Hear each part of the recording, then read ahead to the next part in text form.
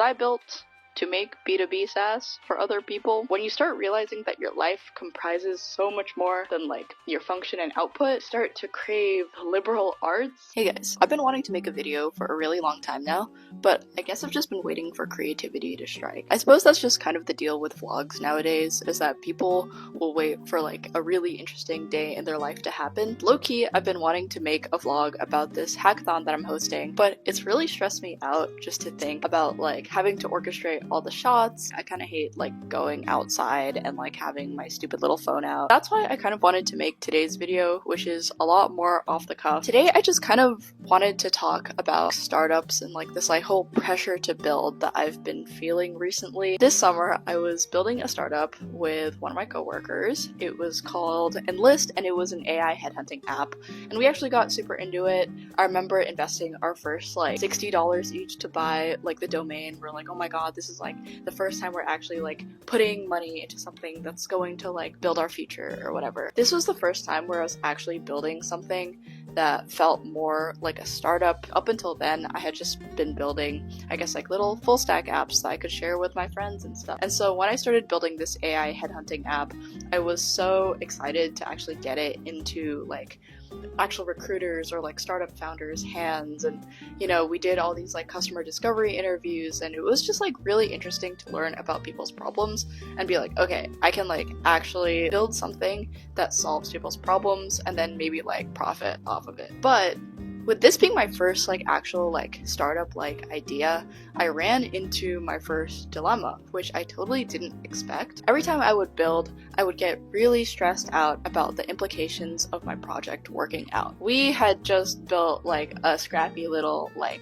platform, but the idea of it actually working out really scared me. What if we have to move out to like SF, drop school, like all this kind of stuff? And I sort of started spiraling even in the very early stages of like building an app, which is really surprising to me because I think we live in this era where dropping out of school and like raising money and all this kind of stuff is so celebrated. This summer I was on like startup LinkedIn. It was so like crazy. I feel like I kept seeing like 16-year-olds or like people my age just like dropping out, moving to SF, like being in the most recent like YC batch, doing all these like crazy marketing stunts that I thought were super interesting. And I was like, oh my gosh, like I also want to build a product. But when it actually came to my own path and thinking about like rediverting my entire life like at Columbia in order to move to SF, I sort of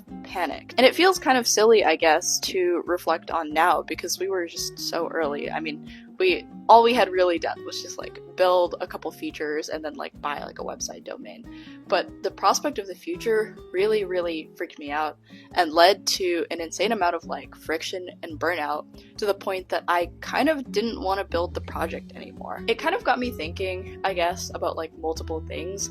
The first being the value of school. Why is it so easy for all of these Stanford undergrads or like Harvard undergrads to just like drop stuff that they'd been like working toward their entire lives just to go build this little project in like Silicon Valley? I guess like in my own life, I sort of got to appreciate everything that was non-technical and non-startup-y about my school environment. I mean, obviously, when you think of Columbia, you don't necessarily think about startups, although I'd say that that's changed nowadays thanks to startups like Cluely and stuff coming out of Columbia like recently.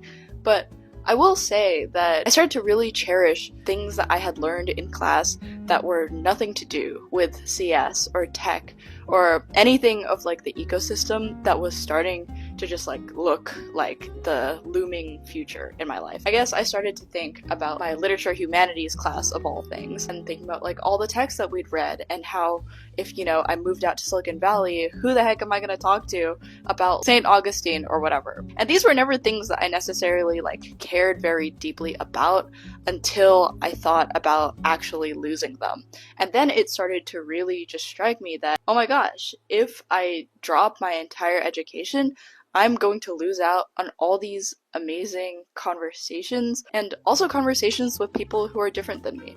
You see, like, I was working a tech job and I was constantly surrounded by tech and like startup bros, which is really awesome and interesting when you think about like innovation and, you know, getting ideas for projects to build.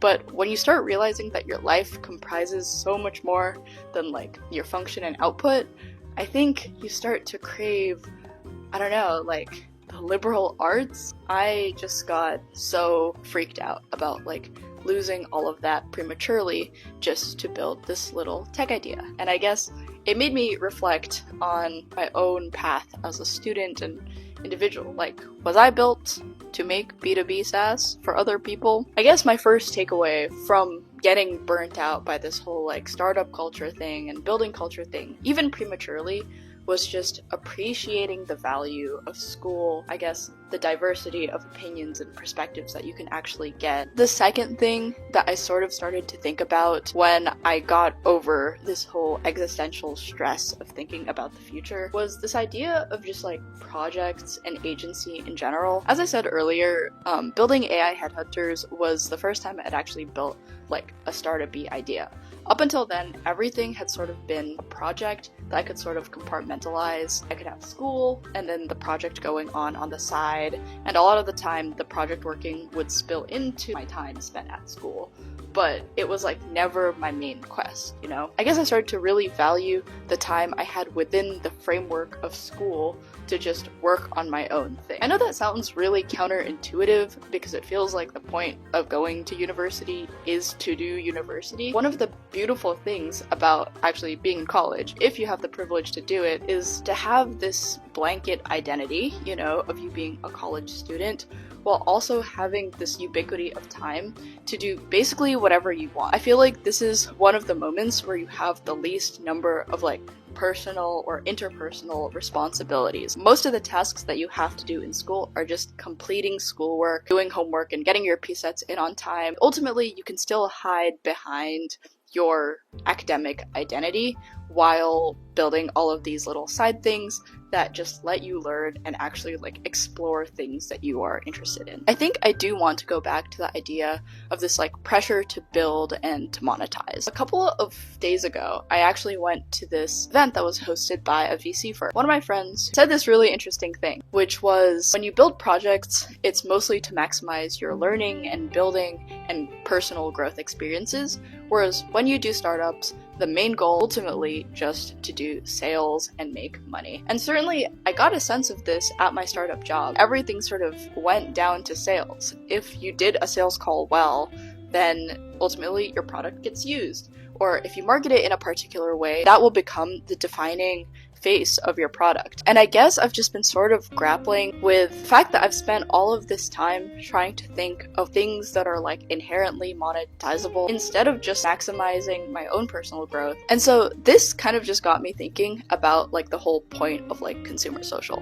I think if you talk to a lot of people who I guess are just like seasoned in startups, whatever that means, they'll just say that they're incredibly like bearish on the idea of consumer social. Surely when was the last time that like a consumer social app actually like worked out, right? I think I've gotten a newfound like appreciation for people who want to build consumer social in general, because I think the point is ultimately not to make money. I think we live in a society where everything comes down to like building wealth and like productivity equals wealth. I mean, I guess that's like where the phrase like time is money comes from, right? I feel like the point of consumer social is to build social networks and experiences and things that genuinely connect people. The whole point of like being creative is not to make money. When we look at a lot of creators' arcs, we tend to see that they kind of fall off when they have to sort of balance creative aspirations with the need to make money and make a living off of the creativity that they're able to produce. And inevitably that creates like a ton of burnout, which I think is pretty equivalent to getting burnt out by just like building and like doing startups in general. Because I think you have a lot of people who are just like really passionate hackers at the end of the day who, you know, get thrown into this market where they have to do sales all the time instead of actually like hacking the way that they enjoy. Back to like consumer social, right? Last semester I was building a project called Solar, which was digital business card wristband type things, which in itself is not a super unique idea. You just like tap your phone on a wristband and like a profile pops up. It was super fun to build. I mean, I had a really fun time just thinking of like different like creative profiles that I could set up, or like different ways I could get people to engage with my product. Like my co-founder and I were thinking about bringing it to different conferences, YC Startup School, all that kind of like fun stuff. And honestly, that was one of the best parts of actually like building a thing, which is like getting people to be excited about it and like putting it in people's hands and being like, yes, like I built that thing. I think you can like apply this logic to just like looking at any sort of like creative medium, which is like you don't really watch it in order to, I don't know, like save money or time or anything like that, right? Like, I think we engage with like creative mediums because we ultimately just want to feel something as people. I used to really not understand the whole concept of vlogs. I think I would be like, okay, well, I'm alive as well and I do fun things in my life as well. Why would I ever want to watch someone else doing fun things when I can just like go outside and like do that kind of thing? But like, as I've gotten older, I've gotten like such a huge appreciation for watching vlogs, especially from like small creators, because I love just seeing like the passion they put into like editing and like being able to like tell their stories. We create things so then other people can feel our humanity and as a consequence feel more human themselves. And so maybe, I'm not sure if that's like a super compelling argument for consumer social and trying to tend toward these like more creative projects, but that's sort of been a big mindset change in my life, because up until now, I've only been thinking about like, okay, how can I make like super efficient and like helpful B2B SaaS? I don't know, but I mean, catch me in like 3 years building B2B SaaS in like Silicon Valley, and you guys better friggin' buy my product. I've been yapping for a really long time, and honestly, I don't know how much of this I'm gonna cut out, but I guess we'll go to like final thoughts and key takeaways, consistent with the theme of this video, which is just like talking off the cuff. It's just like to build things and do things without taking them too seriously. While I have this freedom, this safety net of existing in college, I really just want to focus on building things for fun. That being said, I'm actively looking for people who are interested in like creative stuff and like co-founders and stuff. So if you know someone or you yourself are someone, then please reach out to me so that we can be friends and build stuff together. I promise it was not the purpose of this video to like recruit people to be my co-founder or like co-builder or whatever, but yeah, if you are one, then please reach out. Alright, thanks for listening to me yap.